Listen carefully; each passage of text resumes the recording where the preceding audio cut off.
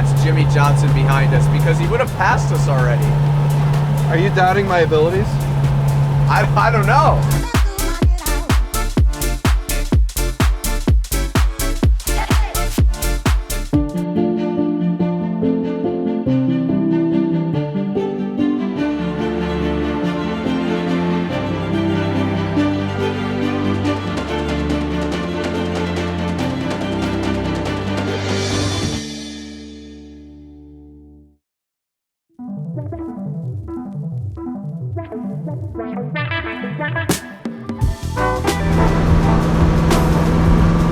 Okay, so we just did a little drive from the garage and we've made it to the Myers-Meigs Cafe to get some fuel for you. Get some You just espresso. landed, right? You know, gotta get some espresso.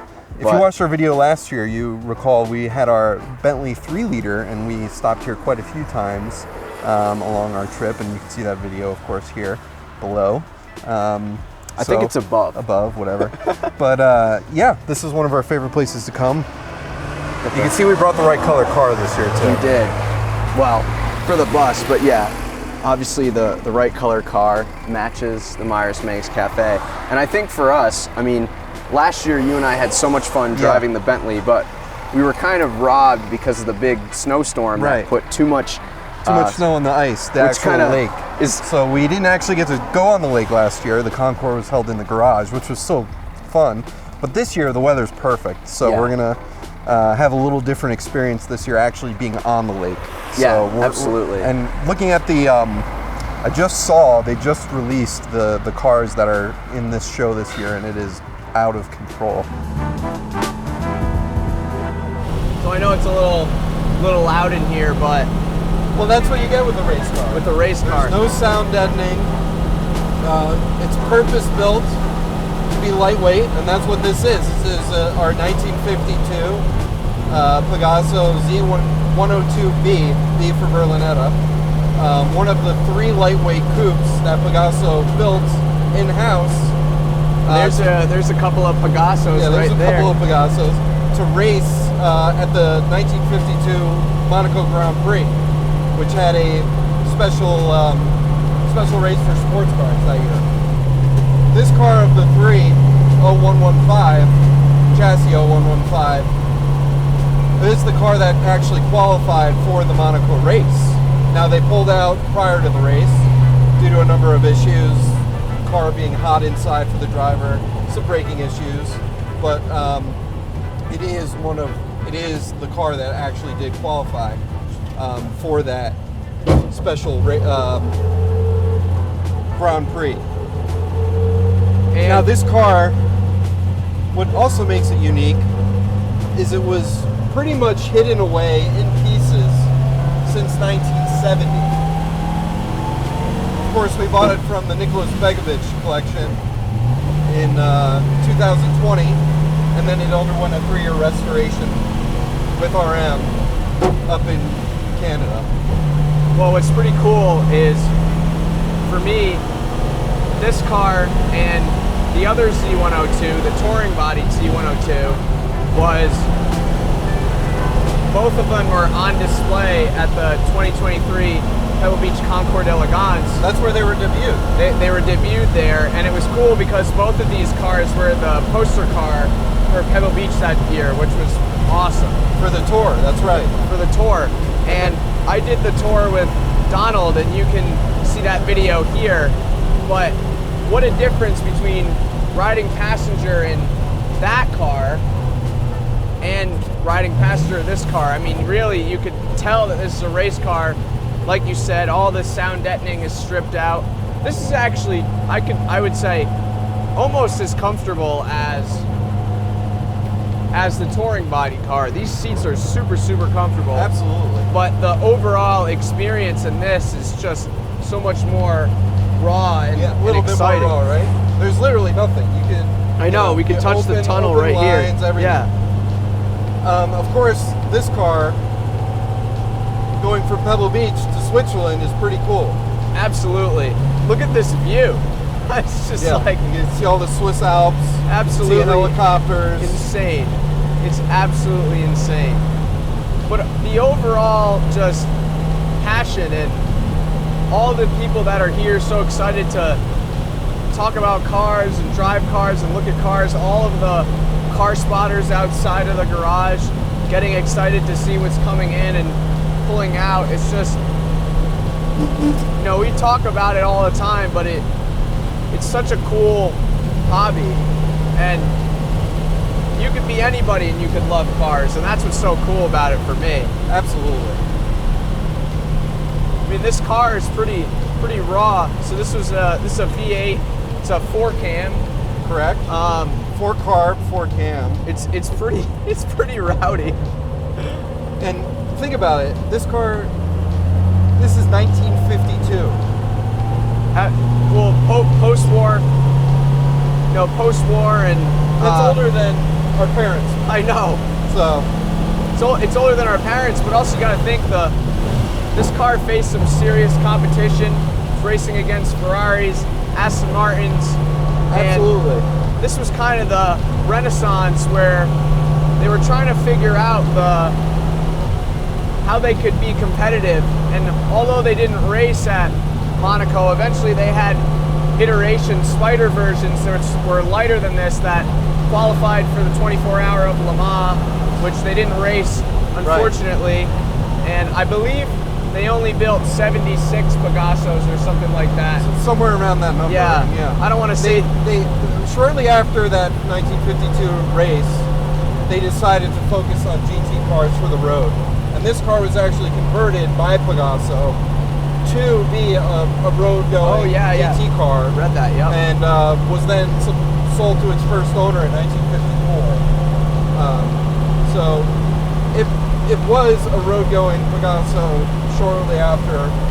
Of course, when we purchased it, knowing the history of the car, we brought it back to its roots of being that lightweight competition car that it intentionally was built for that race in 1952, with the livery, of course. Yeah, the Spanish livery. I mean, there have been some comments online about its colorway and, you know, resembling the golden arches of McDonald's. But you got to think that, you know, back then the car's colors were represented by the nationality. Like England would be green, and, you know, silver for Germany, and all that. I don't think red there was a for McDonald's Italy. in 1952, but I could be wrong. I don't know.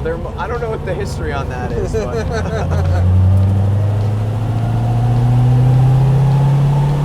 Well, look at this. It lives in the high rev range. You know, it's a very unique gearbox. It's a reverse dogleg. Yeah. And first gear is pretty much like a crawl.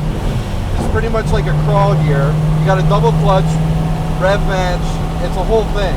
And it does not like to be in traffic. At low speeds, the gearbox is just like, that's not what I'm built for. I'm built to go fast. You can tell how much happier it is sitting at, I mean, you're only at 3,000 RPM, but you can tell how much happier it is at cruising speed. Yeah. I mean, it's one of those things where you don't really want to drive it slow because you'll foul the plugs and do all that kind of stuff. But, I mean, we're only doing 90 kilometers an hour right now, and it just feels so alive. And you got to always put yourself back to 1952. Like, imagine driving this. Like, it's very hard to explain, like, the way the car feels. It's got these little nuances. You know, there's play in the steering wheel, but like I said, you know, there's no seat belts. It still feels ahead of its time. Oh yeah. Because driving cars of that period, you know, you get different experiences. With this, you know what you're driving. You can understand why they may have pulled out. They weren't quite there yet, as far as, you know, they didn't want to, I don't want to say embarrass themselves in the race, but I think they realized they had some work to do to get the car better.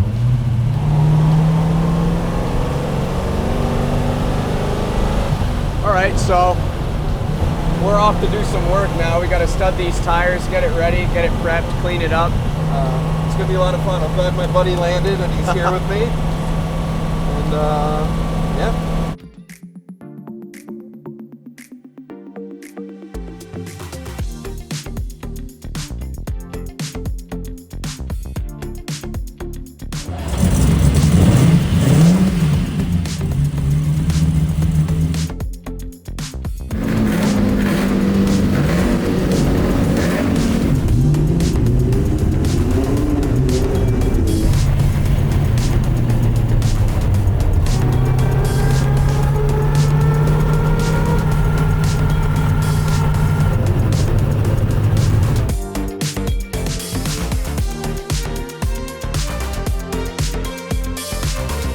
All right, so you're here with us at the ICE in St. Moritz. It's Friday, the first day of the actual concours or the event. And today is the judging, so it's very exciting. We got the car on the ice. As you know, last year it snowed, so this is a first for us actually being on the ice. It's very exciting. And as you'll see, some of the cars are quite incredible. Probably some of the toughest cars in a class I've seen in a while. Every car is very significant, so it's really cool. And it's pretty epic backdrop, as you can see. We're fortunate enough to be able to travel with our cars and see all these unique locations, but this one's pretty hard to beat with the Swiss Alps and St. Moritz in the background. It's and being on a frozen lake. It's a really unique, very cool experience, and so we're really excited to be here. It's a little chilly this morning. It'll warm up as the sun comes, but we're really excited to have this car judged, and of course, you're going to see the car on the lake being driven around tomorrow, which is going to be really exciting. We're going to see maybe some drifts. The car is studded, so it's ready for it. So stick around. Some really, really important cars here.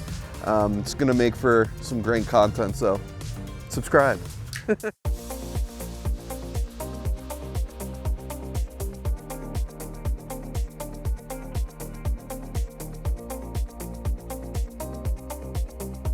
All right, so we just completed the judging.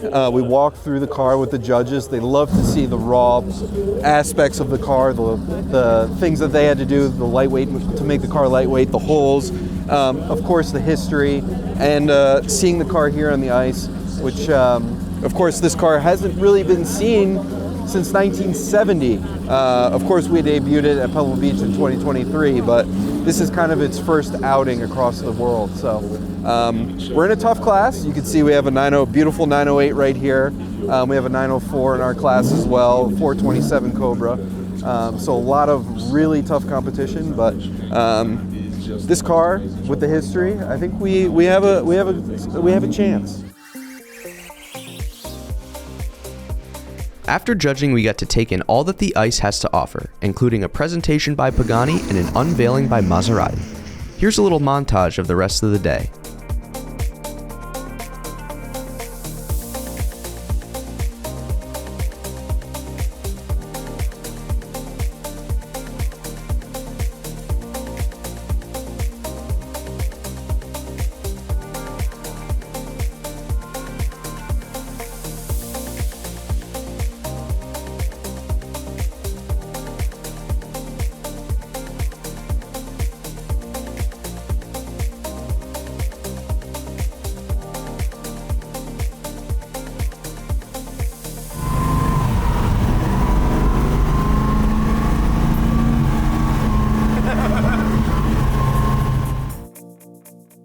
All right, we're here on our second day at the ICE. It's early in the morning in the garage, as you can see.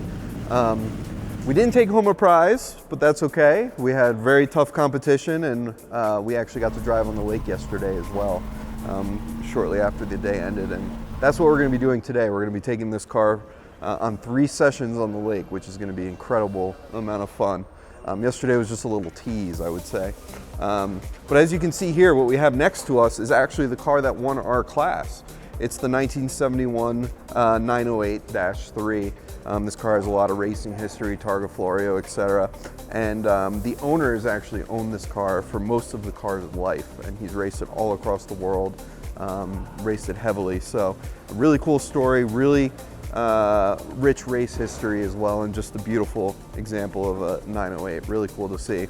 And then, funny enough, our good friend Doug Cohen from Rhode Island happens to be right next to us. So 2 Americans and from the smallest state in the country, arguably with the best car culture, I would say, happen to be right next to each other at the ICE event here in St. Moritz. So Doug, of course, brought his 81 Countach, which is a really special car, all original.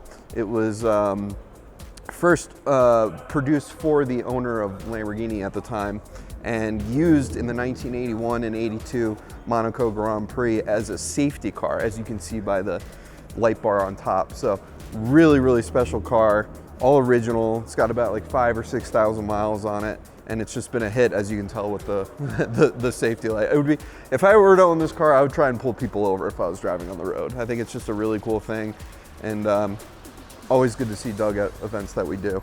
But like I was saying, today is the day of dynamic driving, which we're going to be doing on the lake, so there's going to be a lot of really great footage of us driving this on the beautiful backdrop of St. Moritz.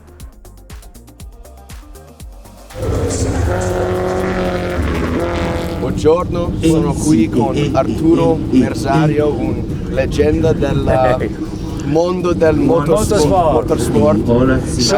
Sono un fortunato perché sono qua a dialogare con te all'età di 82 anni. Questo è bello. Grazie. Noi siamo qui con la nostra fantastica Pegaso e tu stai qui con un Abarth, e ti posso raccontare una piccola storia di questa macchina. Io con questo telaio, con questa macchina, non uguale, proprio questa, vinsi il campionato europeo della montagna nel 1969. Pensa, long time, e tanto tempo fa, ma molto tanto tempo, ero bimbo. E oggi siamo qui in St. Moritz, guarda, in un evento, non so, è la prima volta che tu vieni a St. Moritz o sei già? È la seconda volta. Ti piace? L'ambiente è qualcosa di spettacolare nelle Alpi svizzere, che è il top del top. È uno di quelle cose che è un sogno. È un sogno che nella vita bisogna vedere. Sì, è molto un sogno per me, per arrivare qui e vedere le macchine, anche tutte le persone qui che sono molto appassionate delle macchine, è bellissima. Diciamo che grazie all'organizzazione di Ronnie Kessel e tutti gli altri sono riusciti in questi ultimi anni a reperire, convincere e invitare questi personaggi che sono possessori di queste automobili fantastiche, della meccanica vera, pura, dell'epoca, perché questi ultimi 10 anni, 20 anni, con l'avvento della tecnologia, dei materiali nobili, è molto facile fare tutto. Qui abbiamo degli esempi di macchina veramente costruite a suo tempo, artigianalmente, da un pezzo di ferro, di steel normale, non materiali speciali, riuscivano i tecnici, gli ingegneri a realizzare qualcosa di spettacolare, dove sono fatte per fare delle gare con le strade dell'epoca, che effettivamente erano una cosa catastrofica, eppure facevano delle medie incredibili su delle strade impossibili. Sì, credibili. Vero. Per me, io sono molto appassionato delle macchine quando avevo piccolo, molto ma se non avessi la passione non saresti qua. Sì, è semplice. Davvero. È un grande onore per me per parlare con te. Grazie, grazie mille. Anche per il nostro canale di YouTube. Arturo, grazie mille. Grazie a te, grazie. È stato un piacere. Buona fortuna. Alla prossima. Auguri ancora. Grazie ancora. Ciao a tutti. So as you just saw, we did that pretty cool interview with Arturo Merzario, and I was honestly at a loss for words speaking with him. He's a legend. He was telling me afterwards he's 82 years old and he's still racing, which is just wild. And he said, you know, I need to spend time with young people like you so I can continue to be young, which was pretty cool. But here at the start of day 2, all of the cars are starting to come in, and you can see them all lined up around the perimeter here. And St. Moritz itself as a town is pretty amazing. I mean, it's kind of one of those things where you only see it in a place like this. And Lake St. Moritz, which we're currently on, and all out there as well, hosts polo, hosts different events. They have some tents kind of all set up around here. So they really use the lake in the winter, which is super cool. And the town itself has an Olympic bob run that's done with all natural ice. We actually went on it last year, and I can put that in the video right here, which was super, super cool that we did that last year. And I know Sean and some of the other guys got to head up there a couple days ago as well. And For us, I mean, it's just such an honor to be here in a historical place. St. Moritz has hosted the Olympics 2 times over, and now it's also hosting the ice event. So we're going to get out there pretty soon, and we'll see how it goes.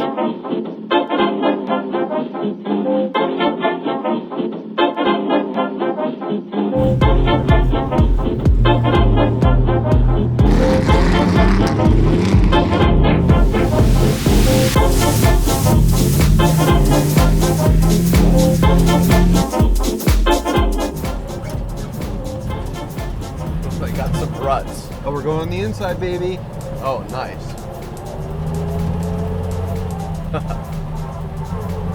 So you've already done a lap. This is your second of 3 rounds. Oh, we're getting after it, huh?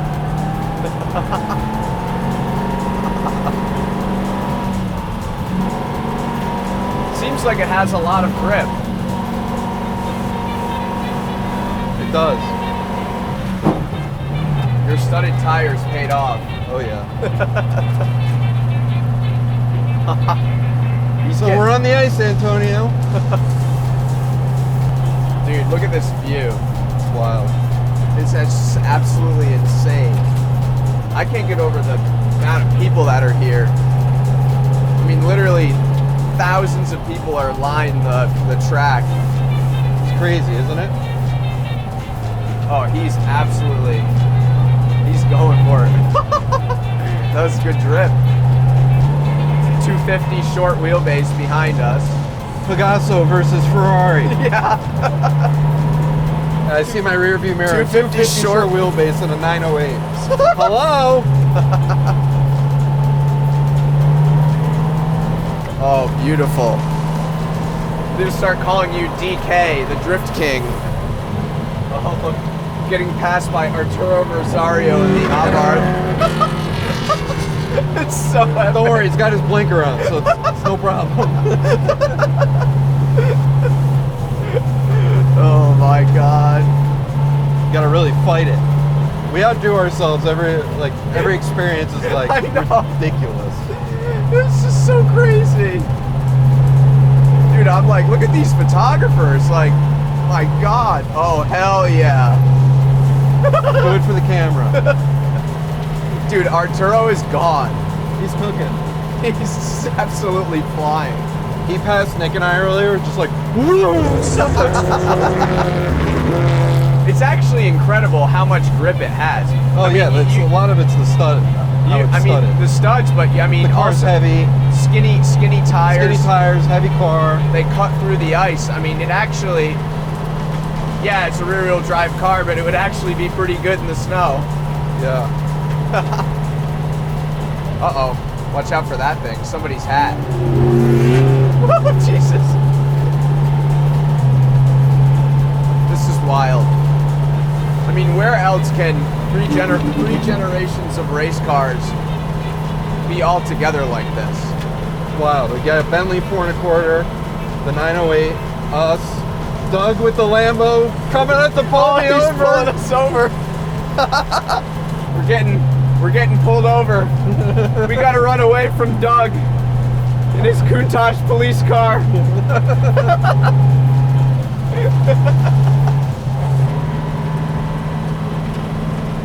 Oh, there he is. Oh, epic. This is so epic. Oh, Jesus.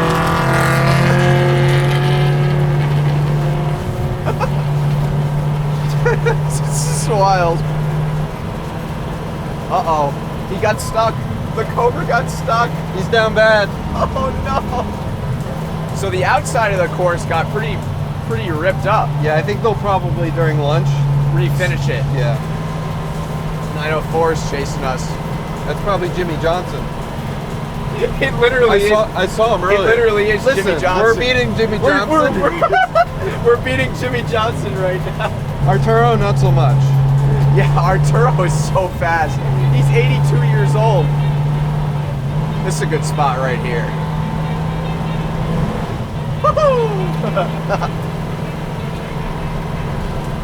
I mean, we're cooking pretty good. Yeah, but Doing we like got a race car coming up. 60 kilometers an hour. Got the Lolas coming up behind us. Those guys must be cold. I mean, those cars have to cook. Yeah, they do. That being said, I think our tires are better suited, skinnier tires with studs are better suited for these conditions than those cars with I wider also brought tires. like really aggressive studs. Just to, be sure. Yeah. It would be good, Yeah. Well, nice. Hello. There was a big rut there. Yeah, I could feel it. Jeez. I don't know if that's Jimmy Johnson behind us because he would have passed us already. Are you doubting my abilities? I don't know. I just assumed that he would be right up behind us. Oh yeah. Oh, that's Jimmy Johnson. Okay. That was insane. Did you see that? Yeah, I saw it in my mirror. That's Jimmy Johnson, Chief. That was one of the most beautiful drifts I've ever seen in my The snow entire kicking life. out. Oh my God, look at that. Beautiful. Ugh. Okay, all right, I think he's coming. Well, let's let him pass so we can see we're it. actually getting passed by Jimmy Johnson. Let him go by. It's literally Jimmy Johnson. Okay. You go. He won. Oh my God, he's absolutely gonna cook this. A 904 drifting, look at that. Oh yeah. My God. Uh-oh. Oh, he spun out. Oh, he spun out. Hey, maybe you are better than Jimmy Johnson. We're coming in for the lead, baby. Oh my God.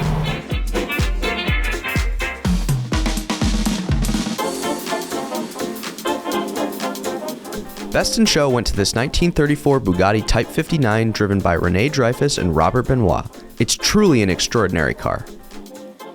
All right, so how was it? I think that was pretty good. That was an epic day. Closing day. We're driving our final ceremonial lap right now. And we're heading back to the garage. But what an event this was. Very special, obviously. This will never get old. This was one that I'll definitely, I think I can speak for Antonio as well, we'll remember for the rest of our lives. What? Absolute once in a lifetime opportunity. And so super fun. cool. You can see the lineup of cars that are here. It's pretty special. Actually, No one's behind us. no one's behind us. I think they're all stuck in the snow, but We're not. We're not because we have good studs. Two of us. Two studs. But yeah, as the day went on, the lake melted a little bit, so it became a little bit harder to drive. We're going back to the garage now. We're going to take the studs out, load it on the car, and head to Moda.